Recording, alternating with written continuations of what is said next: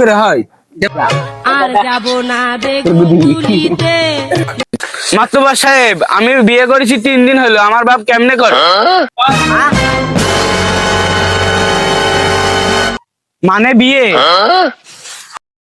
আর আমি তোর এক কপালে লাথি মারবো, তোর কাছে তোর ভাত কাপড় চাই না কেমন? হ্যাঁ, আর আমি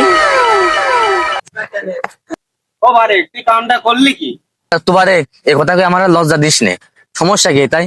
সেও আমার চাইলে আমার তার চাইছে, এটাই সমস্যা কি? হ্যাঁ মাতবার সাহেব, আমার বাপ আমার শাশুড়ির বিয়ে করেছে, যদি আমার শাশুড়িকে বিয়ে করে তাহলে আমার বউ তার মেয়ে হয়ে গেল না?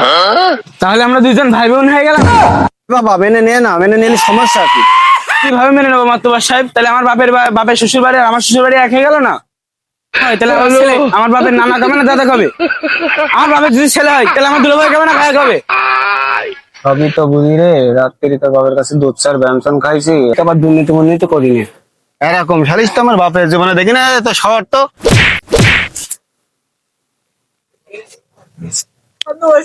আমি আমার বাপের আব্বা খাবো বললাম। একা তাহলে তুই তোর বাপের ড্যাডি ক। আমার বাপের ড্যাডি বলো, আমার বউ কি বলবে? শ্বশুর বলবে না আব্বা বলবে? ঠিক আছে, মহা মুশকিলে পড়লাম, আর তো কুলাতে পারছে না, কি করবো না আমি।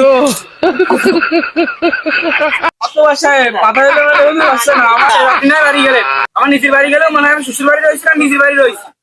বিশ্বাস কর ভাইপো, আমি নিজেও জানি না। ও বারে, তোর পাশার তক্তা ভেঙে দেবানে।